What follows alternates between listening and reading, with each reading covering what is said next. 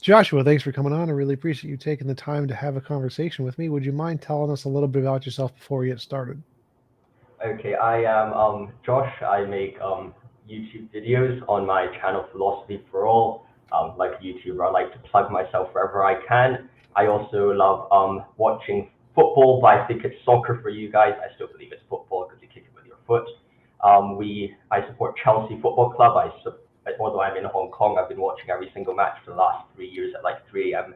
in the morning all the time. So I mean that's a bit crazy. I love my fishing and yeah, I'm a Christian, so that's perhaps the three biggest things about me right now. Cool.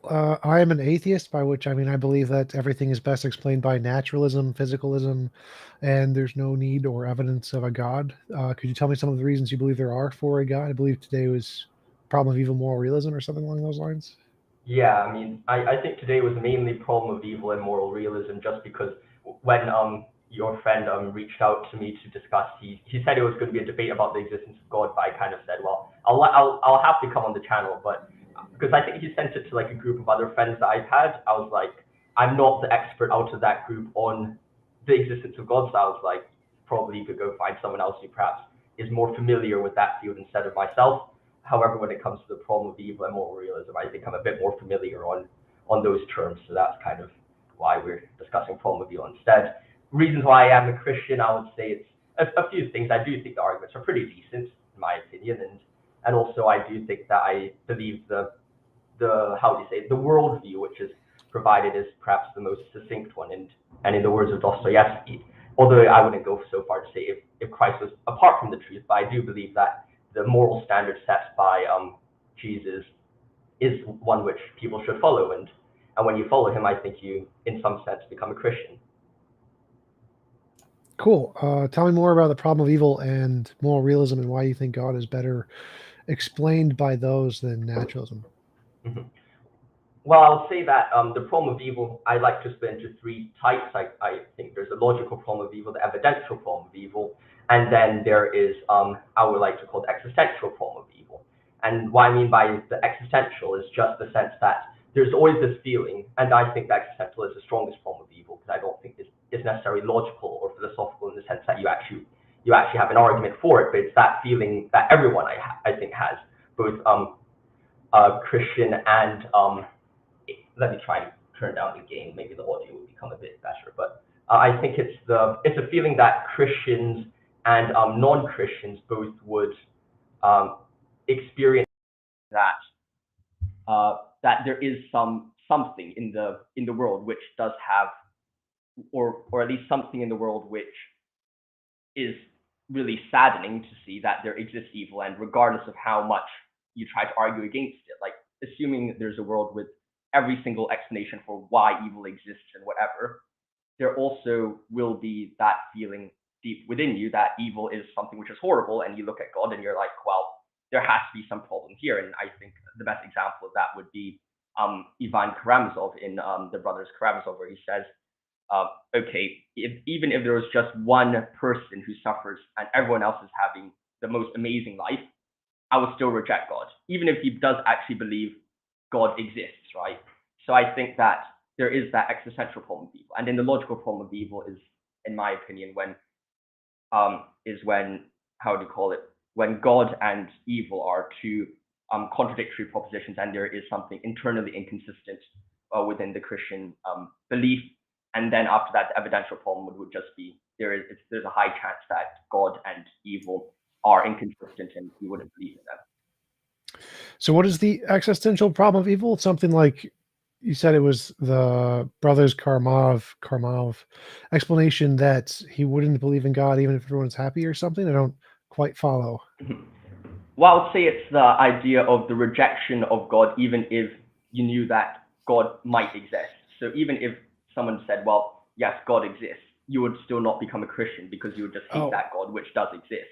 Even if even if you have all the arguments in front of you, and a rational person would say, well, I think God exists and God is good, there would still be something in the back of your mind which says, just because I pity or feel for that one person who is suffering, I would reject all of that God and would rather go to hell and reject my ticket to heaven in words of the time. That makes sense. Yeah, for sure. I would say that if the Christian God did exist, he would probably be evil. So I would definitely agree with that one based on like what the Bible says or something along those lines. And so, why do you think the problem of evil, any of these versions, are not successful in showing God does not exist? Mhm. Well, I think that if we turn to, I think it's better if we go first from the logical problem of evil to the evidential problem of evil, and then perhaps leave the existential problem of evil. Because I don't necessarily think there is a response to the existential problem of evil. Because I do think it's just there and will always be there. Because, and at the end of the day, when you're, I think, interacting with these existentialist kind of thinkers or these arguments, right? They kind of just are there, and then you kind of just choose whichever one you kind of follow. Of course, with some reasoning and argumentation around, but I don't think I don't think any amount of reasoning would ever stop you from looking at like a kid with cancer and say, well, hooray, I've explained kid with cancer, right? I mean, that's not really exactly how life works, or at least human experience works. You get sad no matter what you do, right? But perhaps can you develop or give your formulation of the logical problem of evil so I can perhaps form a response to it? Sure. So I'd say that there is no logically possible world where God could not have created whatever benefits he's trying to attain without um, solving whatever problem you want to pick, child cancer, for example, so immoral actions. So my argument would be is if there is a logically possible world where we can have whatever free will or whatever benefit you want without child cancer, but God didn't choose that one, then he's necessarily immoral.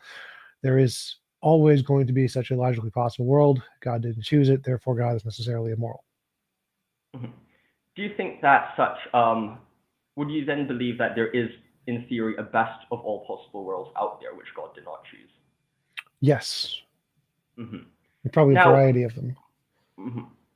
Well, perhaps we can discuss what you would view as evil first, and then we could go on to the logical problem of evil, because it seems to me that the like child cancer and natural evils perhaps are or are mostly unstoppable in the sense that if you're walking past like a road and in a mountain, right, and then a rock falls off the cliff and crushes you in the head.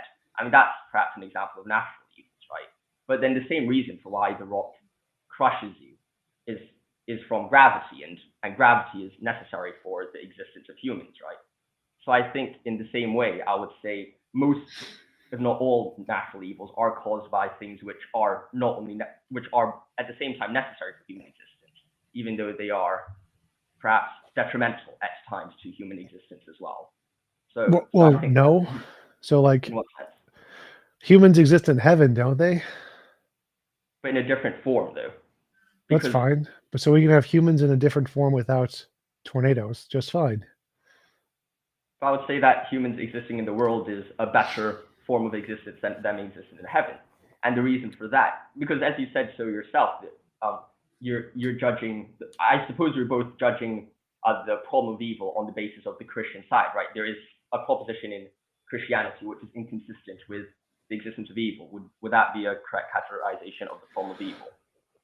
You know, you can do either way. I'm not. I'm fine with having it be an internal critique, but my version is an external critique. So I say that, from my understanding of morality, X is morality. This is not moral, or something like that. I wouldn't say it would be an internal critique, but it's definitely logically possible to have humans without tornadoes. There's no logical contradiction there. It literally happens every day, all over the world. You don't need, for example, gravity to have humans, or you don't need gravity to be this strong. You don't need all the forces to be exactly as they are to have humans. That's granted by every physicist. There's a huge spectrum of different combinations of laws that can exist and have humans.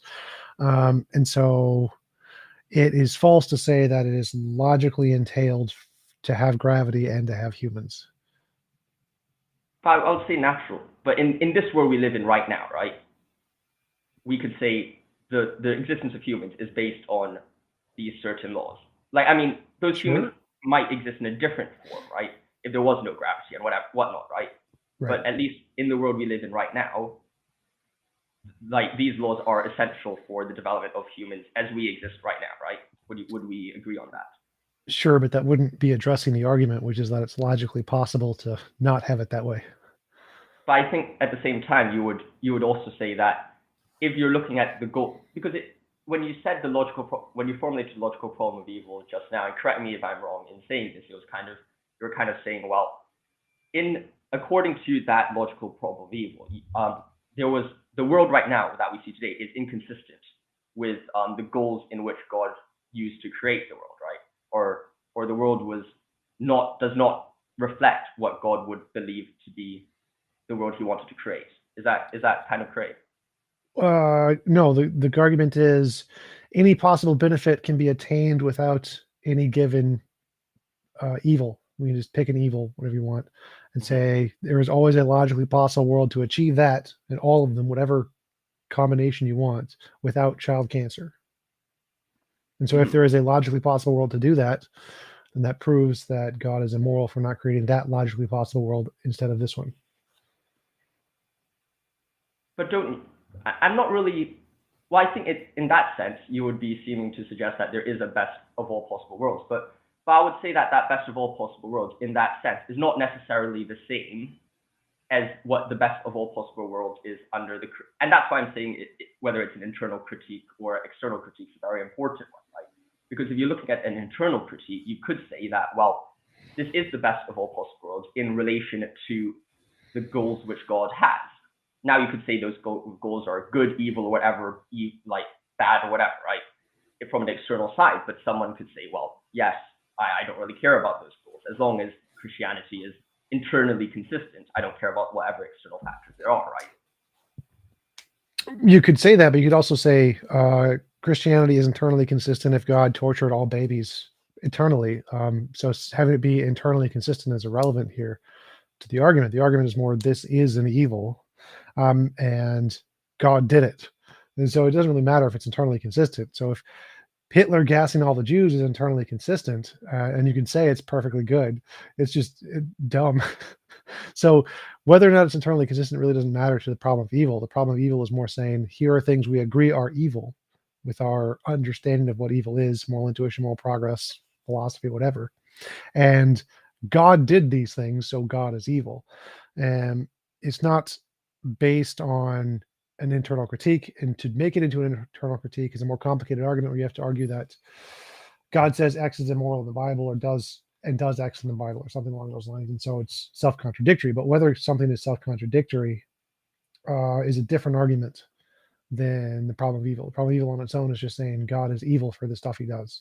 And to show God is evil, all you got to show us there's a logically possible world to achieve whatever goal without any given example of evil.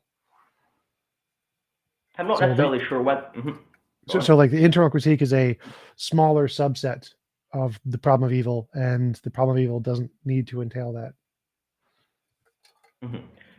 Well, I think the problem with that would be the idea that I don't think it would be very convincing, or even if it doesn't really matter if it's convincing or not, I don't necessarily think that if it's an external critique, right? There's always that problem where you're going to have to say, well, what is evil? And if that evil is not the same as God, then, well, someone who is on the Christian side could just say, well, all right, I don't really care about whatever conception of evil is, right? Do you understand the concern that I have with the external critique, right? Because yeah, but that's kind of, I absolutely understand, but that's kind of winning the debate. So if I say drowning babies is evil, and you say, I don't agree with that conception of evil, then essentially everyone's going to agree with me, and you lose.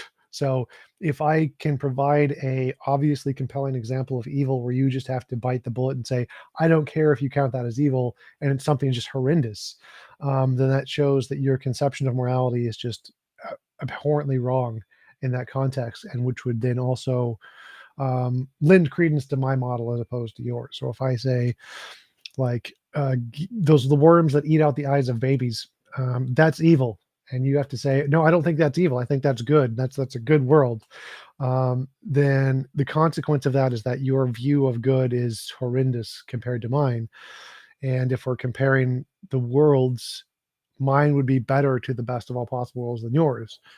And I think that's what is required in order to establish the problem of evil holds, is that a different conception of a world is a better world than what the Christian conception is. Now, okay, so I think I understand a bit more about your argument. That's good. I would say that perhaps when we're looking at the world we're living in today, right? I would say we are in some sense living in the best of all possible worlds for the goals in which God has for us, which are, I think, the development of people as humans in relation to each other, and also in relationship to whatever moral standard that you have, right? And I think that part of this has two ways, right? One is free will, and also you also have to have some ability to go from what is the state of moral, perhaps not as good, to some state where people are morally a bit better. For example, soul building theology, and that I think lend quite good credence to the view that, well, we live in a world where we're able to improve ourselves more in a moral landscape. And I think that that is ultimately the goal of what God has for us. And I think that having a great extent of freedom to do so is also quite an important situation for that. Well, I'd argue that we can have all of that without any evils, without any of the.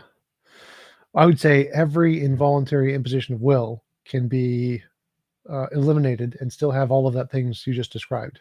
Um, we obviously don't need tornadoes for that. We can do all the soul building stuff without tornadoes, or eyeball eating worms. We don't need eyeball eating worms; those aren't required. Child cancer, we can do all of that without child cancer.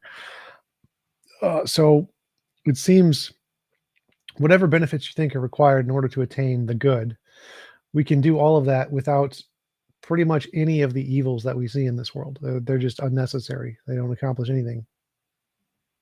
But wouldn't okay, we could turn back to the natural evil in a second, but don't you think that moral evils are kind of necessary for a world to be morally improved? What morally? What improved? Like more, No, yeah. no. So you can have, in order to have moral improvement, all you need is amorality. So if everything's amoral and you add an immoral action, that's moral improvement.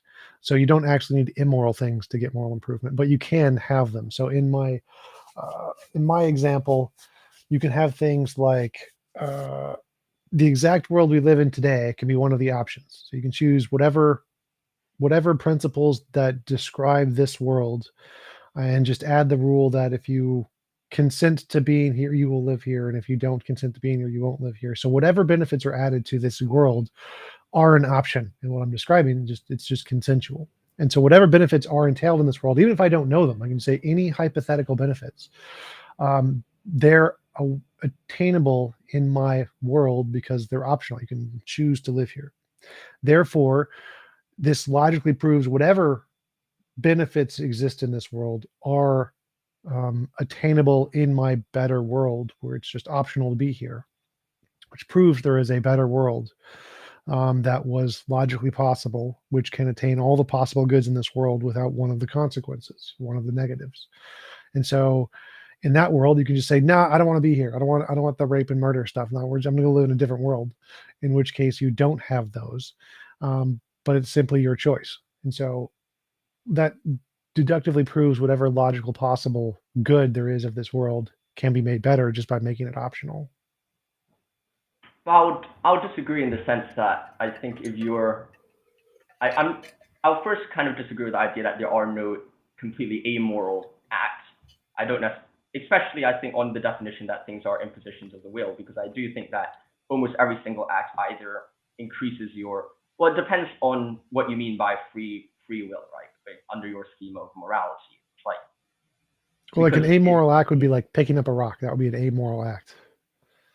mhm. Or So sitting in a chair. Maybe no, sitting in a chair might be moral, but yes, your chair seems to be has quite a cult status or something on yes, your YouTube channel. It seems. yes. So I do think that there are, well, of course, there are going to be a certain amount of amoral acts, but I wouldn't necessarily say that it would be good to just have a world of people just picking up rocks and sitting on chairs by default, and then developing into more moral acts.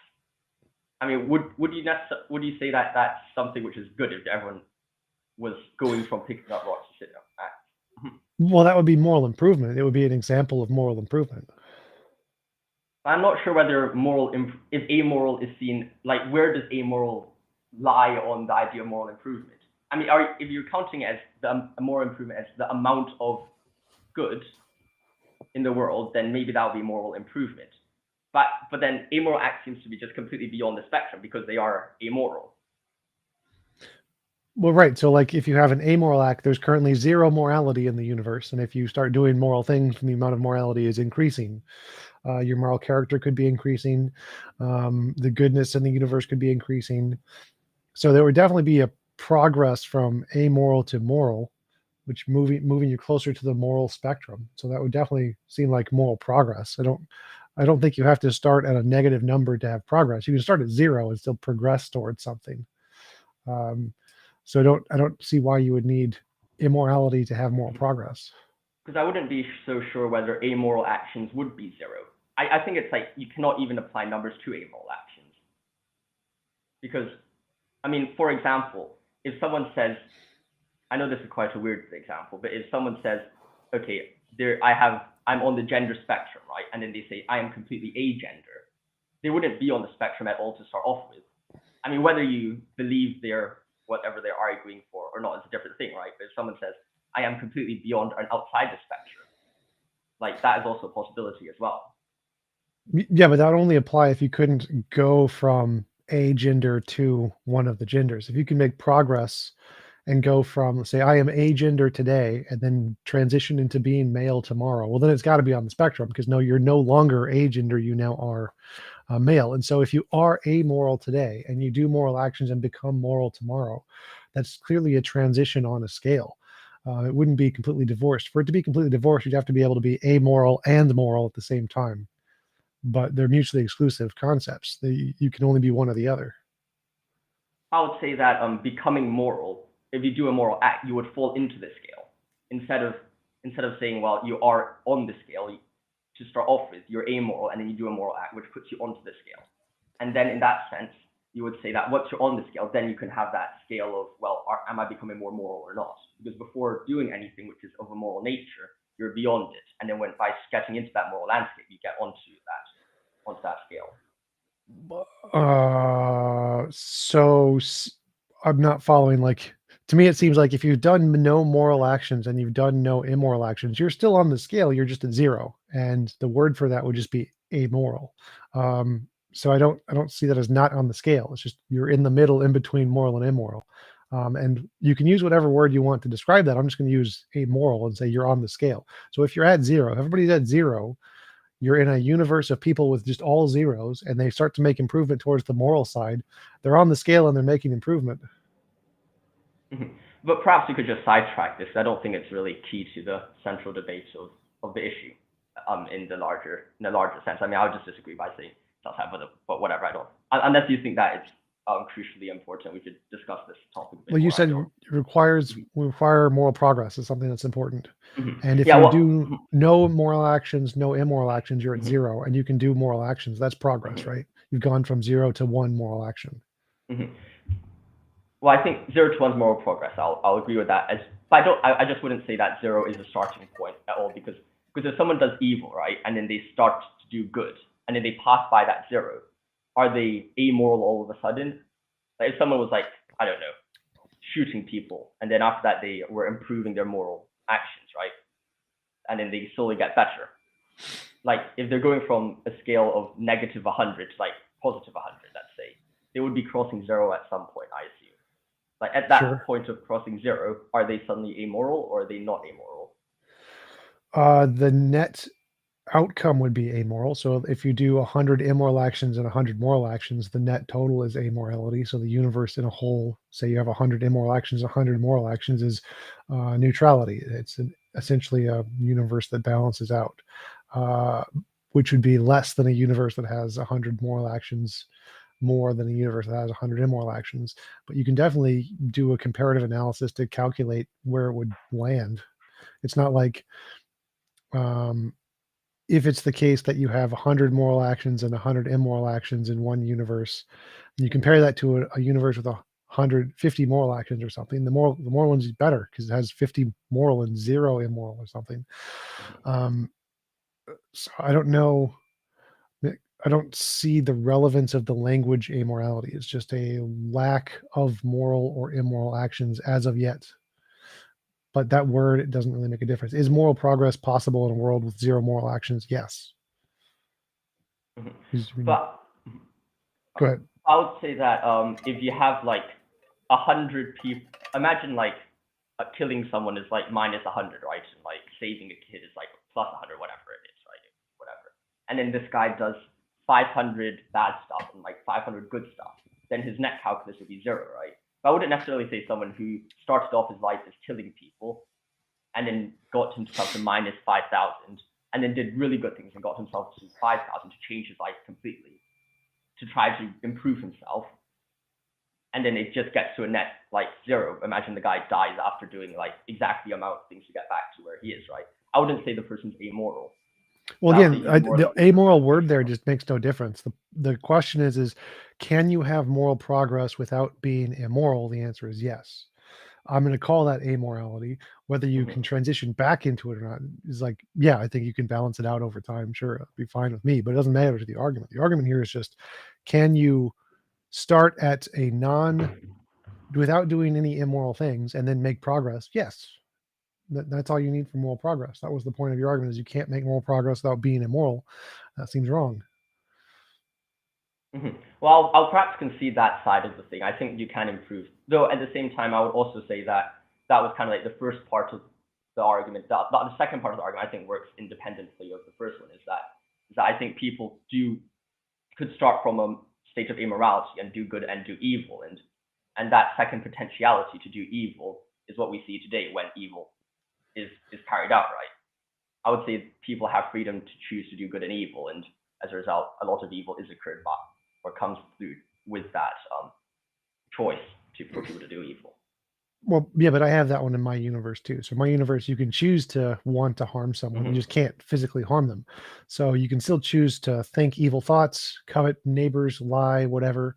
You just can't physically harm anybody else without their consent. And so you can still have the same intentions. They just don't have the same physical consequences. So even in my case of my example of the best of all possible worlds, where it's impossible to force anyone to do anything they don't consent to doing, you can still have all the same evil intentions as you would any other human. And so based on your definition of having evil intentions, that would be equivalent on both worlds. But I don't think we're comparing both worlds here. That we're more so saying, well, why is there evil in the world, and why is the evil in the world part of God's plan, right? So I mean, well, I believe the argument was: is it possible to obtain any potential good without a potential example of evil? Child cancer, worm, eye-eating worms, tornadoes. And so if I can give a logically possible world that has all of the good stuff that you want or that you think is required for a Christian perfect world, but without any given example of evil, then I've demonstrated there is a logically better world than this one, and God can't be good. And that's my goal, is simply to show, is there a logically possible world to get all the benefits that you listed? And you've been listed free will and moral development, I think, were the two ones. Character building, those are like the two things you listed, and we can get both of those in my world without child cancer, which seems to prove that this isn't the best of all possible worlds. This isn't a morally perfect world. I suppose the difference here would be, because I suppose you would attribute child cancer as a form of moral evil, right? By my definition, yeah. But all I need to say here is that God would be evil for creating a world with child cancer versus creating a world without child cancer that has all the positives, equally as many positives. So now we're going back to we're moving away from the existence of moral evils to we're discussing kind of like the natural evils. Is that correct? It works for any evil. So I would say that the moral evils, which are like intentions, coveting a neighbor's wife or whatever, are still possible in my world. So if you want to say that there's some consequence to preventing people from having those kinds of intentionality evils, I would agree. And I'd say they can still have all the intentions, they just can't act on them. Like they can't literally punch someone in the face. So they would still have all of the evil intention things. They're capable of desiring evil, in which case the character building is still possible. And so they don't need to literally be able to kill people to be able to have the character building of changing their intentions. What do you mean when you say they can't literally punch someone or attack someone? Like if I tried to punch you in the face and you didn't consent, my fist would pass through you like you were a ghost or something. So like I wouldn't be able to punch you in the face unless you consented. So how is that? Is it kind of like some Star Trek thing where you just kind of phase people around the place whenever they try to get punched? Or Yeah, God's all powerful, so he can make you like transverse dimensions or whatever, so you can't get punched. Sure. I mean, is that kind of the? I don't exactly see why would God do that though, because it seems that part of moral actions is that there are consequences to them. I don't necessarily think that something would be as moral if I could just shoot someone the same person like 500 times and the guy's just like still alive. Like you wouldn't exactly be killing people. Like trying to shoot someone doesn't really do anything, right? Sure, but I'm not sure why that matters here. So the point is that you can still have moral development. Like Stephen Hawking has free will, right? He's paraplegic, or he was before he died. And so he still has all the free will and the character building stuff, but it's literally incapable for him to punch anybody. He could never punch anybody because he can't lift his arms. And so he is an example of a logically possible person who exists in this world, who has free will and character building, but literally can't punch anybody in the face. And so losing the ability to punch somebody in the face doesn't infringe on his moral freedom or his character building. Those are both the same, right? I would disagree. Well, I would disagree in the sense that I think the Stephen Hawking example, like if he did, or I mean, I agree that he cannot do those things, but if he were to actually try to shoot someone and successfully shot someone with a gun, that person would die, and that would be a result of actions having consequences. I think that that's a very important thing. Like the consequence of an action is important, because otherwise shooting someone, if it had no impact on their life, would not necessarily be a moral evil. Like if I shot someone like 500 times and nothing happened to the guy, I wouldn't say that's evil at all. Well, so the argument here is that God created one person, Stephen Hawking, who by God's definition must still have free will and must still have the ability to morally improve, because that's like the minimum requirement for all beings in this world, right? All beings have that. And so if there's one example of a being who has that but can't punch people in the face, well, then punching people in the face isn't a necessary requirement or entailment for having all of the good moral stuff that God wants in the universe. So now we can say, okay, we can apply that to all people, so no one can punch anyone else in the face. They all still have moral freedom. They all still have moral improvement. They all still have the minimum requirements of whatever God needs to have a perfect world, moral development, free will, whatever. But you don't need to punch in the face. Punching in the face, clearly not required. So it's an extra evil that is allowed in this world that is not required to attain whatever the goods are, which shows that this is not the best of all possible world, and God picked one of the ones that is not morally perfect, that they could have picked. So you picked one more immoral than he could have picked. But I would say Stephen Hawking could carry out other forms of moral evil, right? Like I think everyone has the access to different forms of moral evil. Like if a monk was in a monastery, right, he wouldn't be able to covet his neighbor's wife because all his neighbors don't have wives, right? Yes. And if Stephen Hawking could go to the bar and chat up all his neighbors' wives in like whatever university he's working at, I can't remember where he was working, whatever, right? Like and that would be his form of way to do moral evil. So like I think everyone has different abilities or capabilities to do moral evils according to themselves, right? Right, and I grant that. I'm happy to allow all of those things. So all of the intentional states evils, like desiring, lying, whatever, those are all fine. I grant all of those in my best of all possible worlds. And so I'm not eliminating all of the what Christians define as evil. I think that we can keep a lot of those things. The only thing that I'm saying is that there are certain given examples of evils that are gratuitous, that we clearly don't need those. There's a logically possible world where that you don't need. The punching in the face, don't need that. Can still have all the benefits without that. And we know that because there are such examples in this world, like Stephen Hawking, who can't punch people in the face, but still have all the freedom stuff that Christianity requires for a morally significant being of some kind. So in my best of all possible worlds, you still have all of the psychological states. You can have whatever psychological state you want. It's just physically impossible to harm people if they don't consent to allowing it. And so in that world, that's the one God, if he was moral, would have created, instead of this one, a world where It's impossible to force people to do things they don't consider doing, but you can still have all the psychological states of evil and character development and free will, and there's no loss of those things in this world.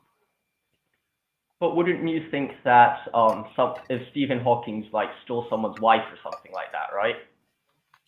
Like, wouldn't that also have a similar impact as someone who punched someone in the face? And of course, it's a bit different, like your face hurts instead of like your wife cheating on you or whatever, right? But still, I would say there is an impact, whether it is physical or mental, to the persons who are involved, like the person who got cheated on or whatever. Like, I don't see the difference between the impact of what Stephen Hawking does or can do to the impact that someone who's able-bodied can do. I mean, of course, it occurs in a different form, right? But still, I would believe has like a similar impact. Well, in my view, I don't think psychological states are immoral. So I would say that we can allow all the psychological states, and I wouldn't care at all. From my view, I think that my only argument here is that can I name one thing which we can do without but still attain all the goodness stuff? And punching in the face is a good example. We can have a world where it's physically impossible to punch someone in the face, keep all of the psychological cheating and whatever, and we get a world with exactly the same amount of free will and moral development. And so the argument here isn't that, because I don't want to eliminate all of the psychological states. I think they're fine. I don't think they're immoral. I think that it's only Christianity that thinks they're immoral. And so by my definition, I'm not eliminating all evils. I'm only eliminating the ones that I think are evil, which are like involuntary impositions of consent. And so in the case of cheating, if a wife consents to marry a guy and under the pretense of their arrangement, they agree to allow affairs or whatever, and she consents to an affair with Stephen Hawking, that's nothing immoral has happened there. I think that's fine. And where Christianity would be immoral. But then if there was a situation where the marriage was under a pretense that they wouldn't cheat on each other, would you say Stephen Hawking did something not good? Yeah, but in that case, it'd probably be impossible in my world, because if you agree to live together in your universe where the rules are that you physically can't cheat, then that would be one of the things that wouldn't be possible. You could still, they could covet each other or imagine cheating, but they couldn't actually do it. And so the way my world works is that every person gets their own universe and they get to design the rules however they want. And so they can include rules like cheating is impossible or something. So any action that they don't consent to would be placed on a physically impossible list, and any action they consent to is placed on a physically possible list. And then their universe, the things they don't consent to, would be impossible.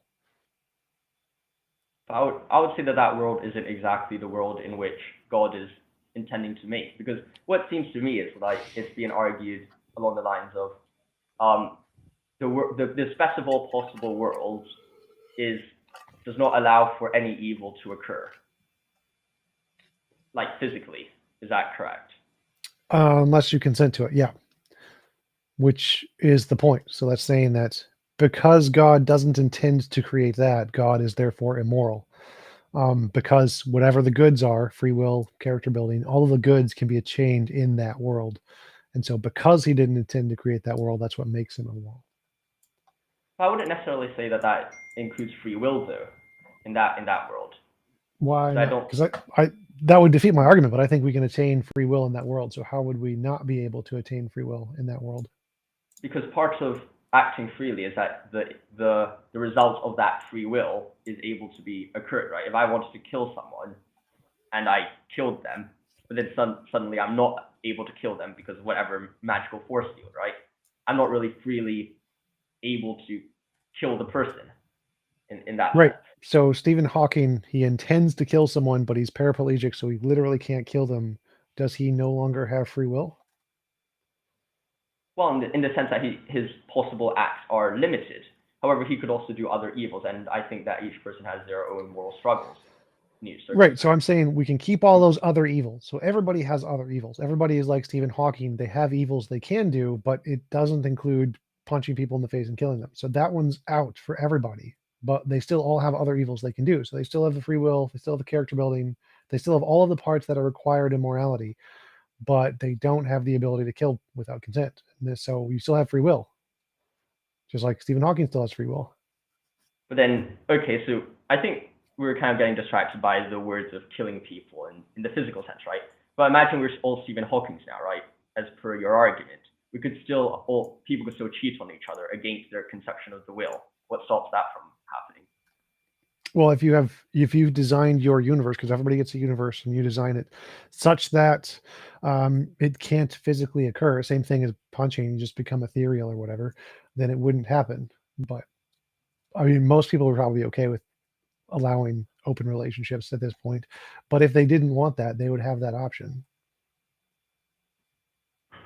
Because it seems very strange to say that. Well, I mean, if there was no open relationship, right? Like if everyone agreed not to have an open relationship, then Stephen Hawking still goes around and manages to, his game's amazing and manages to pull like loads of females, right? Like in that situation, like would you say that is that still possible in your universe?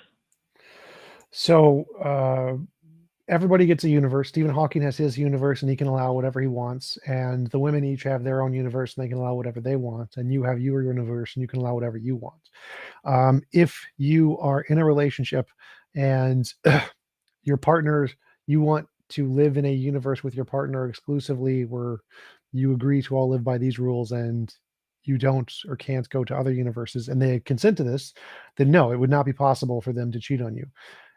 If you live with a person who says, I want to be able to go to other universes and live by other rules, and so they're going to be able to cheat on you, you have to consent to that agreement, in which case they can go to Stephen Hawking's universe and cheat on you. And so if you've consented to a relationship where you're going to live exclusively in the universe you co-design with this person, it would not be possible. If you agree that the person is still allowed to go to other universes, then it would be possible. I'm not sure how that would be, in a moral sense, the best possible world, because I don't think you can have that. I like if you just created it. It's kind of just like if you put everyone into a virtual reality. Is that kind of correct? Am I measuring? Well, virtual reality is our closest parallel to here. But again, we're talking about an all-powerful God who can create infinitely many universes. So we can literally just create this with his magic powers. So it wouldn't be a counterexample to say that it's like a matrix when comparing our most closest examples in our pragmatic world, because the point here is, can the all-powerful being create this world? Yeah. I mean, he created our universe, so yeah, this is not too much of a stretch here.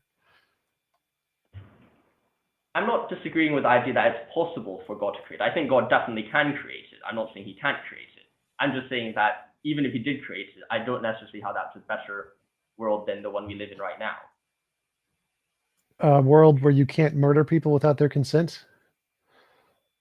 Yeah, I would say that the world right now is better than that one, because there are consequences to the actions, and also that people have relationship with other real people. Like it's not like you're interacting with some. If I understand you correctly, you're not interacting with your own figment of your imagination, where you create whatever laws are there which you like the most. So I'd say the world we live in today is the best because there are structures which we have to deal with. There's consequences to our actions, and as a result, we can develop based on those consequences and actions and choose whether to do good or to do evil, and have actual significant implications to what we actually do. Right, so that's still true of everything in my universe, but you have to consent to it.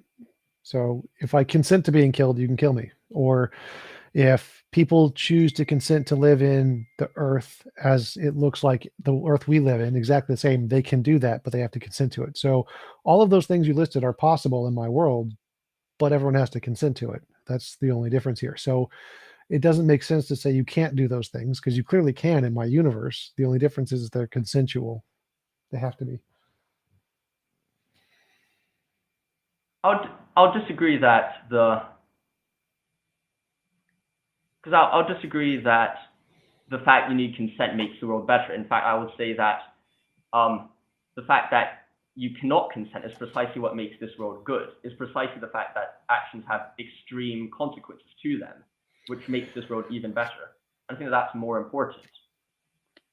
Well, this is where I would make the argument that if you have to grant some horribly immoral thing is inherently moral and you have to bite the bullet on that, that's kind of the strength of the argument, that you're just admitting that your worldview seems inherently immoral by comparison. So if you have to say a world where rape and murder and those kinds of things are better because people can't consent and they are forced to them, that seems like you're just admitting that your conception of morality is inherently immoral. And so that would just demonstrate the power of the argument from evil here, that problem of evil, that as from your view, God just is evil because he has to allow these things by your worldview. I'll disagree with that idea that those things are actually as bad as you say they are. And maybe to you, and from your perspective, you would seem that I'm biting the bullet. And you can feel free to believe that if you want, right? But I don't view it as biting the bullet in my perspective, because I would say that a world, if all things are being equal, imagine no moral action has occurred yet. You would say that if you do something and there are real consequences to what you're doing, instead of something which isn't real, or at least isn't occurred, or has, how would I phrase it? Well, so just clarify, it sounded like you said rape isn't as bad as you think it is. I think that's like, because you said no, whatever. That's not what I'm arguing. Well, because I thought that's what you said. It seemed like, because my argument is that a world with non-consensual actions like rape is evil. It's bad. And you're saying, it seems like you're saying, no, a world with those things is not bad. It's actually better. It's better to have a world with rape. And to me, that seems like biting the bullet. To me, it seems like you're saying rape is good for something, in which case the strength of the argument here would be to say that your view of morality seems to be incorrect compared to mine, seems to be more immoral compared to mine, because you are biting the bullet on this thing that rape is actually better than non-rape. A universe with rape is better than a universe with not rape. Well, I'm not arguing that rape is better than non-rape. All I'm arguing is that a universe which has the possibility of these actions are better than one in which there is no consequence to these actions. For example, if someone in your universe would say, I want to go rape someone, like, I don't see how... Well, so there's two things there. One is that, say we had a universe with all people who are just perfectly good and there was no rape, versus a universe where they're just physically impossible to have rape. I don't see any morally significant difference between those two, because you can't, if it doesn't happen, even if it's possible to happen, there wouldn't be any more, like, if there's a possible immoral action but nobody does it, then there's zero immorality. And if it's impossible, there's also zero immorality. And so those are functionally equivalent universes. So I don't think adding the possibility makes a difference one way or the other there. Well, I'll say that the first world is the intended world which was created. Unfortunately, people just did not do good and they decided to do evil instead. So I don't think we're necessarily disagreeing on the first state of the universe that we're arguing for, right? Like, we're not disagreeing on the potential of what God created. We're disagreeing about the outcomes of it. Because I would say that this world was intended such that people only did good and not evil. However, people have decided to do evil instead of good, hence rape and all these things. I'm not saying it's good that people are doing them. I'm saying it's good that actions have consequences. Right, and I'm saying that a God who creates a world where you can violate another person's consent is inherently immoral. Creating that world and forcing people into it without their consent is an immoral action. So just creating the world isn't immoral. But if you force people into it who haven't consented, that is an immoral action. And it's also an immoral action when your consent gets violated by the rapist or whatever. But if you're saying it's good for God to create this world and force people into it and force people to be subject to the consequences of this world, then you're essentially just granting that these evil actions are actually good, which is biting the bullet. I'm not saying the evil actions are good. I'm just arguing that the ability for people to have consequences from their actions is a good thing. For example, like, if you're doing something good, right? You're doing charity. It's good that the person who's receiving the charity has their life improved. In the same way that if you're doing something evil, there's an impact to that action. I'm not arguing against... How is it a good that a rapist can rape? How is that a good? It's not a good that a rapist can rape. It's a good that actions have consequences. those are synonymous terms there. So to Because say that actions have consequences is to say that someone who has evil intentions is able to actualize those evil intentions, which you could say it's good that a rapist can rape. So my universe says it would be a better universe if a rapist could not rape. It'll be a morally better universe. Um, Actions having consequences, we can still have, like, you can have consequences in your universe. That's fine, but it is impossible for a rapist to rape. That universe is a clearly more moral universe, and you have to say no. A better one is where a rapist could rape. That's a better universe. That's a more moral universe, and that's where it seems like you're biting the bullets and you're adopting a more immoral framework here. That's just not good.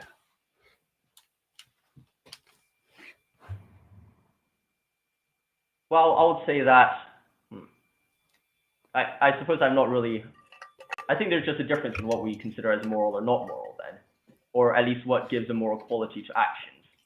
Because I would say consequences are a very big part of what makes something a moral action. For example, if rape had no consequence at all, at least in the psychological state, or if you're shooting people, right? But then there was no consequence to it, right? If I got a gun and pointed at someone, pulled the trigger, and nothing happened to the person, like trying to kill someone would be different as a moral quality than trying to kill someone in our world.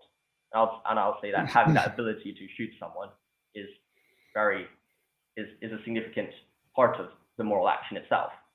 And having a wide range of moral choices is precisely what allows for soul building. Because if you went to a buffet, right, and you were able to take a pill before you go to the buffet, which if you swallow it, you wouldn't see or wouldn't have a choice to choose half of the food in the buffet, you would say you were less free than if you didn't eat the pill and you could see all the food and have all those options. Well, no, because you have the choice of taking the pill, so you wouldn't be less free. No, if you can choose to take the pill, you're equally as free as if not taking the pill. How about if you were forced to take the pill? Yes, that would be immoral. And I think that is the same as the world we live in today, right? We're able to have a wide range of moral actions, and there also are consequences. So if you choose to eat like a sugary donut instead of like the protein bar or whatever, you're going to get fatter, and that's part of the choice between choosing between two different foods. So I agree. Forcing someone to take the pill is immoral, but to me, the pill in this case, or the forcing, would be God doing the forcing of putting me here without my consent. So if God forces me into a world where people can choose to, I don't know, throw lettuce at me or something, or broccoli or something, that's immoral. God has done an immoral action. God has forced me to be here without my consent. God has violated my consent. That is inherently immoral. God has done an immoral action here. And that would be the pill. Now, if I choose to take a pill and say I lock off some of the fatty foods or whatever, that's fine. It's totally okay. But the forcing is the problem. The violation of consent. It seems to me like it is clearly possible to achieve a perfectly moral world with no violations of consent that have exactly the same level of character building and freedom, without the ability to like murder people without their consent. Like, that seems completely irrelevant. Like, it seems like some kind of ad hoc criterion that Christians want to throw in order to try and make it fit their concept of a God, which is clearly unnecessary. Like, clearly we don't need this for anything. Like, people live their entire lives. The majority of people live their entire lives without killing anybody, and they have equally as much character building. You don't need to kill people to get character building. You don't need rape to get character building. The fact that some minority of people have the option to actualize those states does nothing to benefit the amount of character building that is attained by the vast majority of people. And so having this included as some kind of a betterment criterion, this just seems completely ad hoc to just try and like make the story of God try to fit the evidence when it clearly does not. But I'm not sure whether I'm not sure whether you're understanding fully understanding what I'm trying to argue here, right? Like, I'm fine if you have your own conception of morality and you're saying it's bad, right? And then I'm coming from a different moral standpoint, right? Like, we're having two different standpoints of morality, so there's naturally going to be disagreements. And that's kind of why I tried to bring in the moral realism debate to just discuss, well, what is that starting point? Because understanding the starting point is always going to be vital to understand, well, is this God good or evil? Or even if there is a God, is that God evil, right? So that's always going to be an important part of it. However, what I'm arguing for is that, well, okay, we can put those things aside, right? I would say part of the moral action is that there's consequences, and that I think when you're saying, well, okay,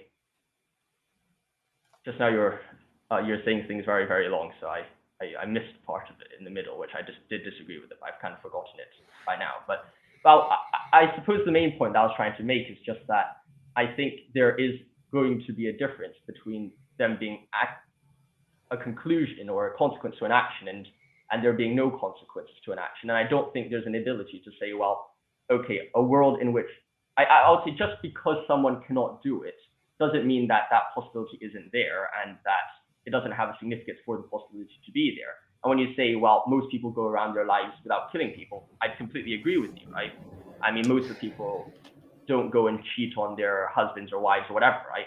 But then at the same time, they have the possibility to do it. And as long as they have the possibility, that's fine. Like, I don't really care whether they end up doing it or not. I think this goes back to the point of agreement, which we had earlier, where we both said that, well, a world in which there is the possibility to do all these things, but no one does it, is kind of the same as a world which no one does those evil things and cannot do those evil things, right? So like, are Americans more free than Australians? Depends what categories you have for being more free. Like free will, God level freedom, moral freedom, character development freedom. I mean, I think there are things which would stop or would, how do you call it, impair people's ability to be free. But I think everyone who are born into the world with a similar ability to have moral development. Right. So the fact that you don't own nuclear weapons and can't nuke a country doesn't infringe your level of freedom, right? Well, yes.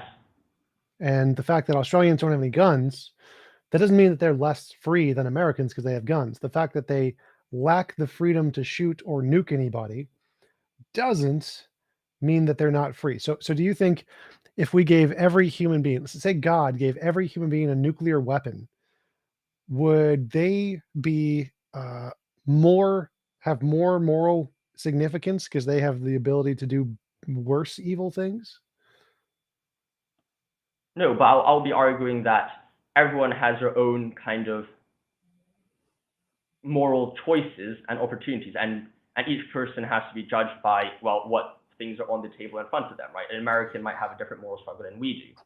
Right. So there are limits, like not everyone has nuclear weapons, but that doesn't matter. You can still have morality. You still have a perfect world, even though there's limits to the amount of immorality you can do, right?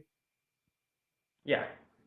So if we increase those limits, you still have character building. If we just cut down on them and say no guns in physics, and we made guns essentially synonymous with nuclear weapons, and so no one has nukes in a hypothetical world, and therefore, but that doesn't matter. It doesn't infringe their freedom or their character building in any way. We can just add guns to that list. No one has guns, and now they can't shoot anybody. No one has knives. No one has punchy fins. No one can punch. If we can just add things to that list, it has no impact on character building whatsoever, because we know the ability to act on an intention to harm lots of people doesn't make a difference to your level of moral freedom. The fact that you have nukes doesn't give you more moral freedom, moral development than someone who doesn't have nukes. You don't need those. So the fact that your argument that you need the ability to actualize some desire of harm is inconsistent with the fact that we know most people can't actualize most desires of harm and don't. And so adding in the criterion that they must be able to do so is contradictory with the data that we have about the world, where they can't do it anyway, but they still have the ability to have moral development.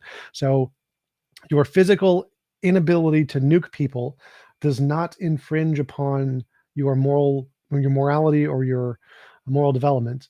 Therefore, taking away someone's physical ability to rape someone also would not infringe upon their free will or their moral development.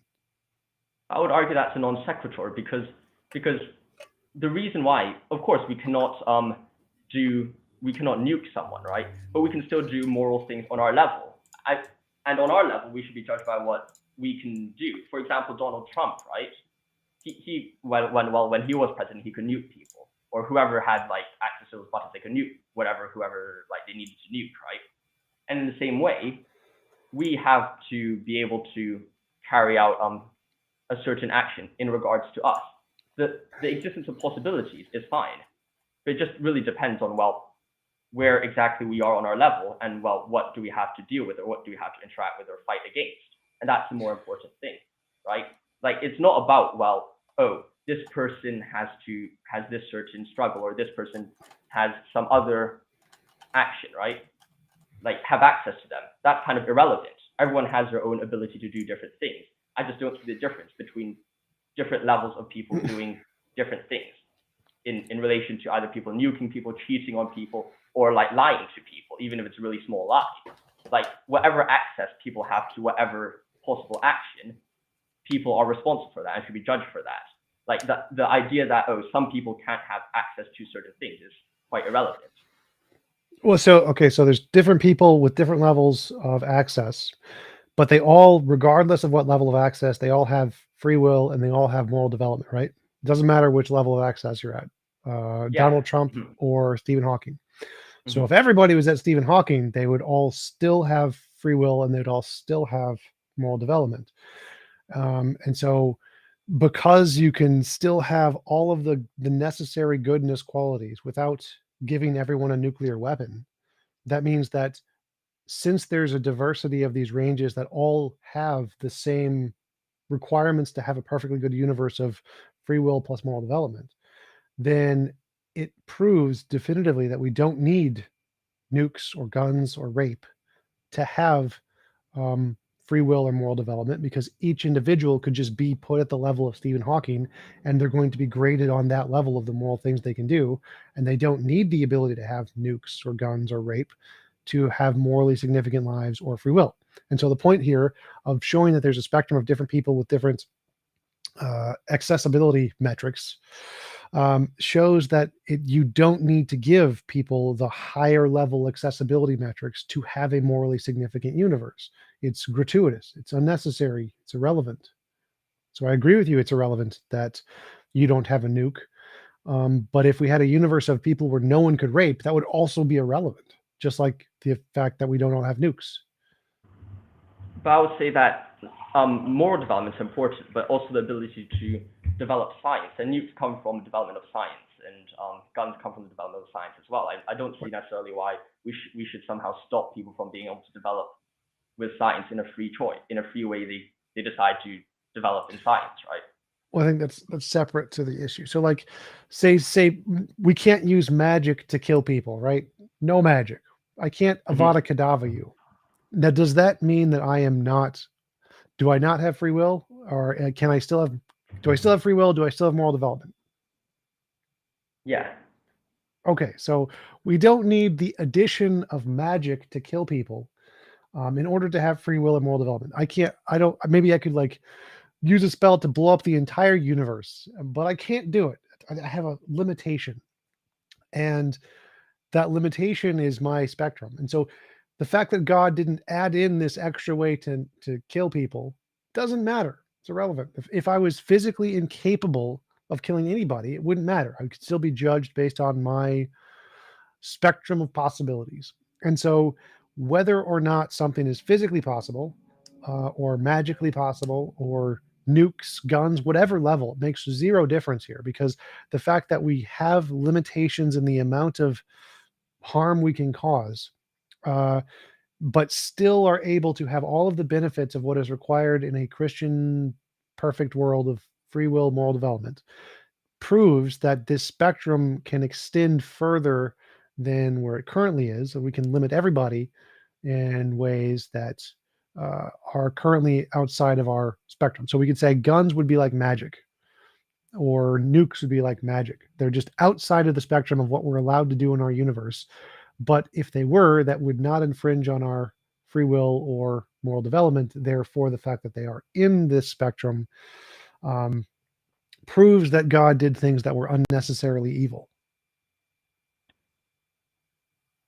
But I don't see why we should restrict people from developing these things, right? Like whatever it is, like if someone managed to have access to magic and develop that, then good on them, right? If someone went to, like kind of like Doctor Strange, right? Some guy. Well, so just to clarify, I'm not saying we should do it. I'm saying that it is not required to allow these things to attain the goals of free will and moral development. So in what you said are the requirements for a perfect Christian world, free will and moral development, those can be achieved without magic, nukes, guns, rape, child cancer, etc. So the whole point here is I'm saying that we can achieve, there's a logically possible world to achieve all the good stuff with none of the bad stuff and still have all the good stuff. I'll say there's more choices and a greater depth of freedom if people are able to do more of the bad stuff as well as more. Well, that's why I asked, would we have more freedom if I could do magic? If I could Avada Kedavra and kill people, would I have more freedom? No, but like, because everyone can be like Stephen Hawking, but I'm not necessarily sure why we should stop people who are not like Stephen Hawking from developing nukes or whatever in the same way, because someone can use develop like nuclear power plants with like similar technology and then develop it. Again, I'm not saying we should stop them. That's not the part. That's not the part I'm arguing here. The part I'm arguing here is that God could create a world without nuclear weapons and still have nuclear power plants. That there's no logical contradiction there, but he didn't. So he could have created worlds with greater amounts of limitations and still have all of the moral stuff that he needs. And so he is immoral for creating a world. So suppose God created a world with magic that can torture, the Cruciatus curse. Say he added in the Cruciatus curse. Would that make the world better or worse? I say it would make the world better. Because okay, so remember, this is supposed to be the morally perfect world. No. Remember, you can't say it gives you better. No, I'll even if we grant that, let's say the world gets better with the Cruciatus curse. Well, then God still didn't create the morally perfect world. God still failed. So even you've presented a Cruciatus curse argument against the existence of God because it could be better with the Cruciatus curse. But that would go back to my initial argument that it seems like you're biting the bullet there. Like adding the Cruciatus curse does not seem to make the world a better place. Does not seem to make us more freer. Does not seem to make us more morally significant choices.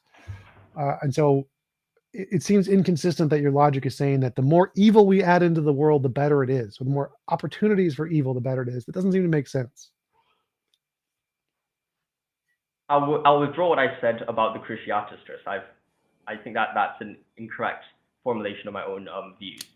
However, I would say that it should be seen as I don't exactly see how you could create nuclear power plants without having the ability to create nuclear bombs, because the usage of like the uranium atoms and whatever atoms are using is required for both of them or whatever. Or you could change the dynamics of the strong nuclear force such that if they get compressed sufficiently, they don't cause an explosive reaction. So you can still have particle decay, which generates like energy, but doesn't explode. You can have there's no logical contradiction there. But so back, the Cruciatus curse question is important here. So yeah, I agree. If God added the Cruciatus curse, would that change? What would that change about our universe? Would it make it better or worse? Or no difference? I think it would be neutral. Neutral. In the sense that I think that if it was just creation of if it was just a creation of the Cruciatus curse, you could say it's because I don't necessarily think that the access to certain things are the most important thing, but rather that actions have consequences is the most important thing. So you could say, well, you can increase access to more opportunities or possibilities, right?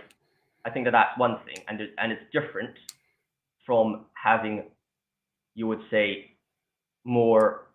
Well, so take the Cruciatus curse example. In the Cruciatus curse, my action of waving a wand and saying Crucio has a consequence in the case that someone gets tortured.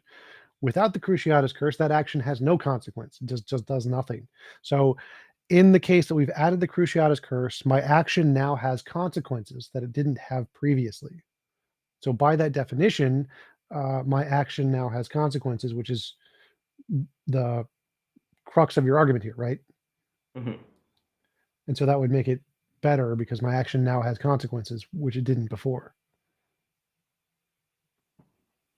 Well, I would say that's not necessarily something which is, because it can be better in the strictest sense that you have now more opportunities for things to do. But I wouldn't necessarily say it's.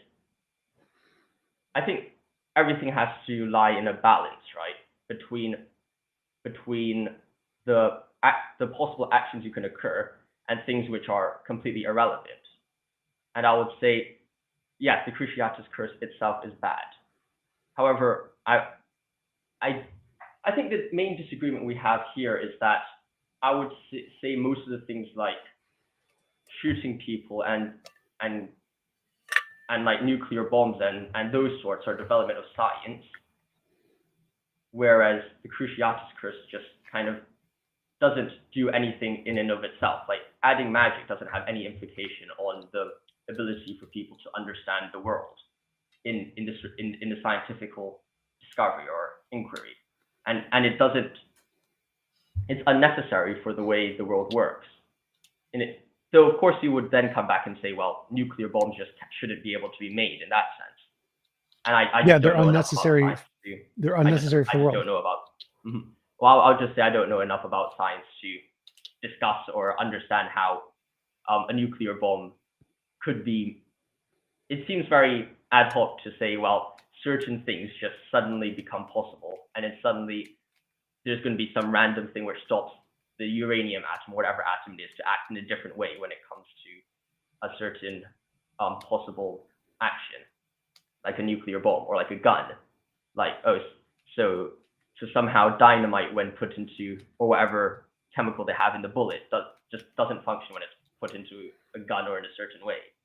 Like, I don't see how that's a very good argument to say, well, okay, you can have all these atoms in a gun, right? But the moment, or like if it's put into a pistol or a rifle, that is somehow you cannot scientifically develop it in that way to create a revolver or like a machine gun. I'm not exactly sure how that's like perhaps you can explain how you can have certain scientific developments without other certain scientific developments. There's lots of scientific developments that we have that have limitations.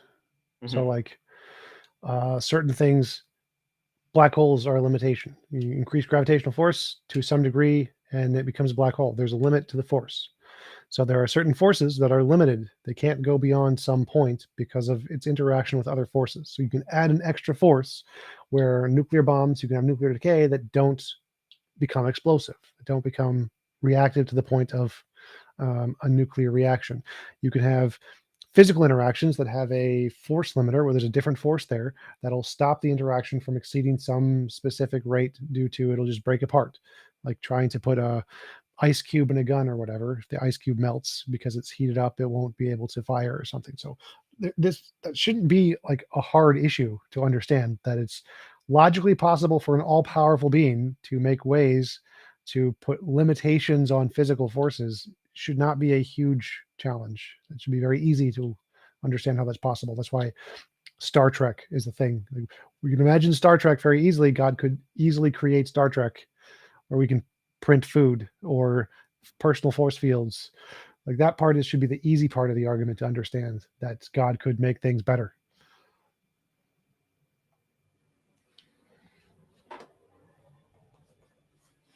I mean, I wouldn't necessarily say that is a better world in that sense, because I mean, what kind of definition are you using for a good and evil world? Like, where do you get the idea that it must be a involuntary imposition of the will? Like, where does that concept or argument come from? I look at the evidence of moral intuition and moral progress. I try to make a principle that describes the pattern in those things, and then the principle seems to be that involuntary imposition of will is immoral. And so whether or not I present a model of moral realism in this case really doesn't make a difference to the argument, because the argument here is just to give particulars that we agree on are immoral. So even if we don't know what the foundation of morality is, if we can give one example of something we agree is immoral, like drowning babies, if I can show how that one example of an immoral action can be eliminated from the world entirely and still have all the good stuff, then the argument holds even without a moral realist argument. So I would go so far as to say I can show examples of drowning babies, essentially evil things that we can eliminate for all involuntary imposition of will. But whether or not I present that moral realist position wouldn't make a difference to the argument here, because the argument is just I need to give one example of a moral evil that we agree upon that can be eliminated from the world and still have all the good stuff. Mhm. But perhaps I'll just mainly focus on like the classification of what you view as evil and good, like, because I think that would perhaps be quite illuminating into understanding, well, from what perspective are you saying that, well, these things are bad? Like, what is the starting point, right? And I think that that starting point is quite vital to understand. If you're just going to say, well, like, if the conclusion that you're trying to reach is that God is evil, it'd be quite important to know what do you mean by evil. Okay, sure. So when looking at the patterns of moral intuition and moral progress, it seems like as technology and intelligence increases, our scope of morality increases such that any involuntary imposition of will that is unnecessary is seen as immoral in society. And so as we grow, things that we used to see as justified become seen as immoral, like eating animals, vegan rights, women's rights, LGBT rights, workers' rights. Any involuntary imposition of will that was at one point justified becomes seen as immoral once we grow in sufficient intellectual and resource capabilities. I'm not really sure whether I would agree with the idea that we're becoming more and more free, or at least we're becoming more and more attuned to these involuntary impositions of will. Of course, in some sense, you could say, yes, we are, there's more LGBT rights, more gay rights, whatever, women's suffrage, whatever it is, right?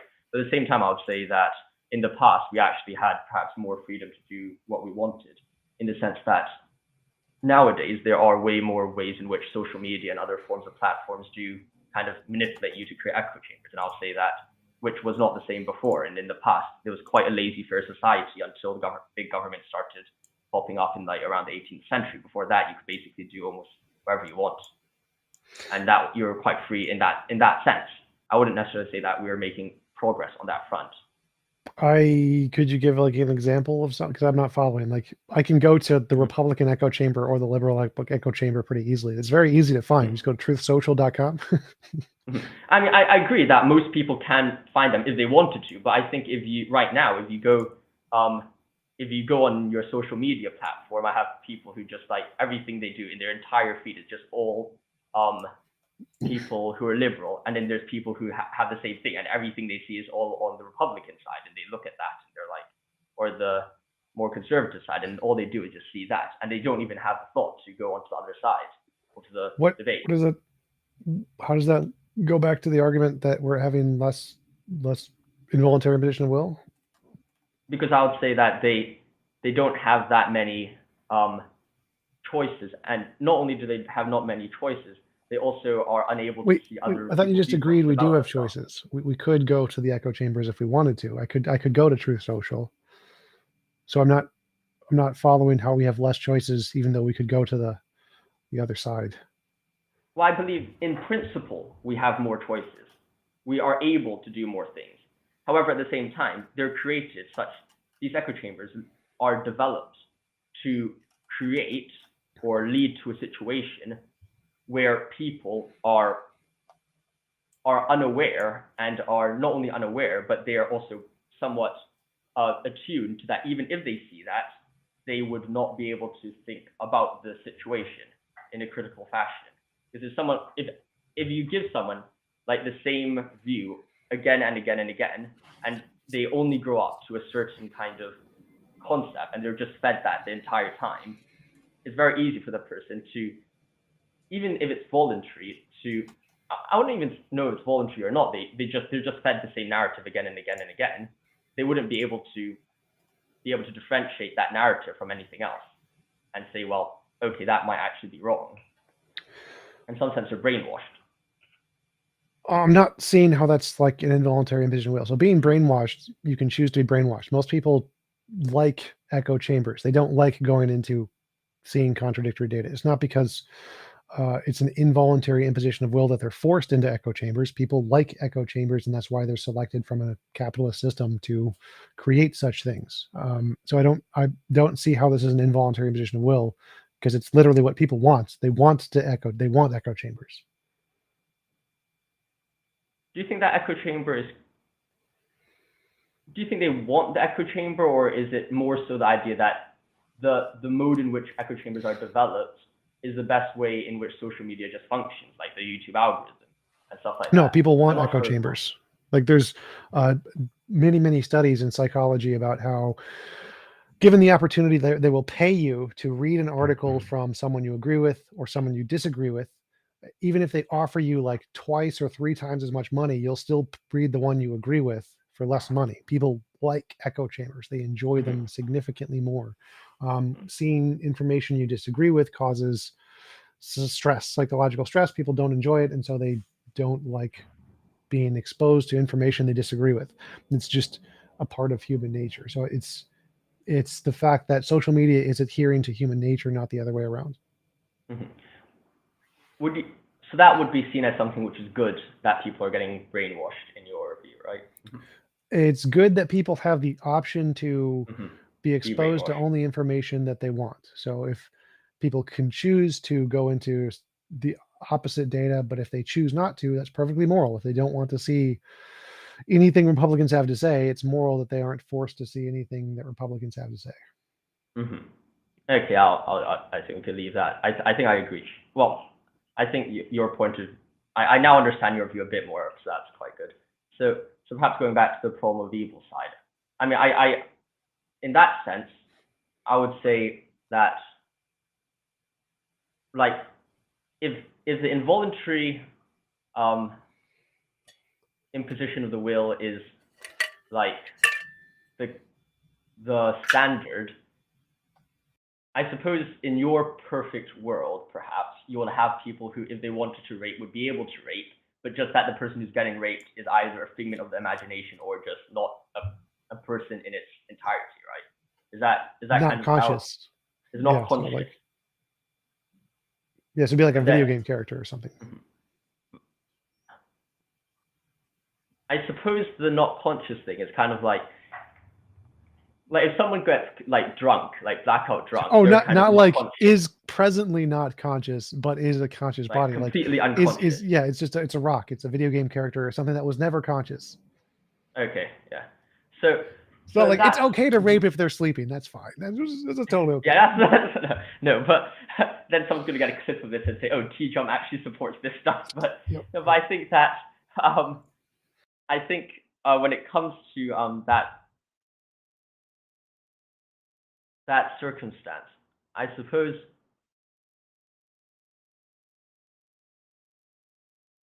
I mean, I can see it as a different world, but I'm not necessarily sure whether it's better to be surrounded by unconscious people in that sense. Because I think part of course, this comes from my own framework of good, right? So that's a bit different than your framework. So that's going to be naturally going to have some kind of inconsistencies, right? But I think that relating and having relationships with conscious people and conscious agents are like vital in the development of who we are as human beings, right? Like, I mean, that's kind of what it seems to be intuitive to me, that the part of character building is that you're surrounded with conscious people who have conscious, I would say, reactions to what you're doing. Well, you still have that option. So like, you're not required to be just surrounded by video game characters. You can go to other people's universes and be in cooperative universes and be around other people if you want to. It's just, you could, if you choose to, just be around video game characters. So you wouldn't like lose that option.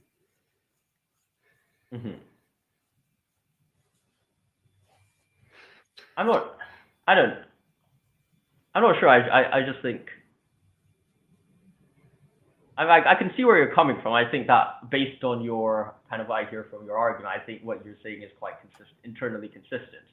And I'm not necessarily disagreeing with that internal consistency of your view. I just think that based on my kind of my arguments, I'll say, well, that world is, although consistent with your conception of good, is just not consistent with my conception of what good and evil is. That's just kind of like, I think, the takeaway of this. You know, I mean. Yeah. So I mean, I would agree with that. The point of the argument isn't to say that the Christianity isn't consistent. It's to say that Christianity has to bite a bullet, that there are many things that the vast majority of people agree are immoral that Christianity has to say are moral, which leads to a cognitive dissonance with the moral view of Christianity. And it seems to cause people to see other views of morality to be superior. And that's kind of the goal of the problem of evil, to show that this is a morally superior way to view whatever morality is.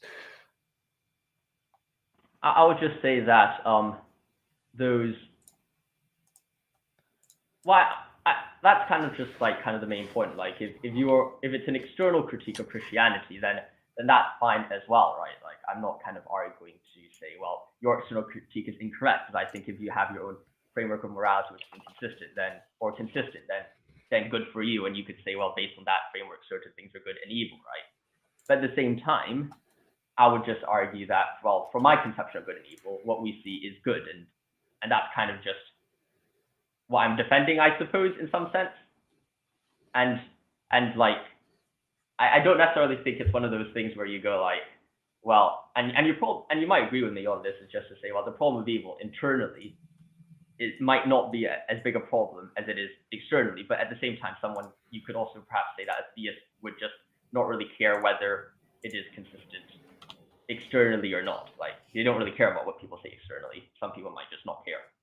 Oh, right. So that would be a different argument. If you're going for like the internal critique view of the problem of evil, it would be more a more specific biblical argument about things God did that are in contradiction to his nature. And that's more, that one would probably be more like an evidential version. So the logical problem is just saying morality is X and God is in conflict with X, therefore God is logically impossible. But if you're making an internal critique one, making a logical version of the problem of evil that's an internal critique could be probably impossible. I don't know if that would even be possible, but so the internal critique one is more of an evidential problem. I agree with that, and I think that's perhaps I think that's a correct categorization of the situation. And though at the same time, I would say the logical problem of evil there are two ways to view the logical problem of evil, I suppose. I think there's the way that you're doing it from an external critique, and there's also the one from an internal critique, kind of like Mackey, where he says, well, God exists and there's good. No, there's God and evil, and then you put those two together, there's the inconsistent triad. And I think that's more of an internal critique instead of the one that you're posing, perhaps. Or am I?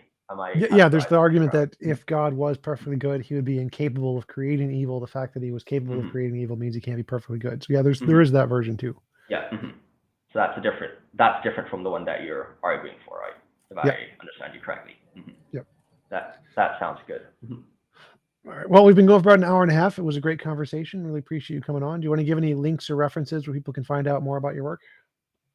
You could check me out on Philosophy for All. I do just different philosophical content, do a bit of Russian existentialist work on my channel. I also get a few friends on to discuss different concepts and ideas. So that's just kind of a bit about what I do on my channel, so you can go check that out if you're interested.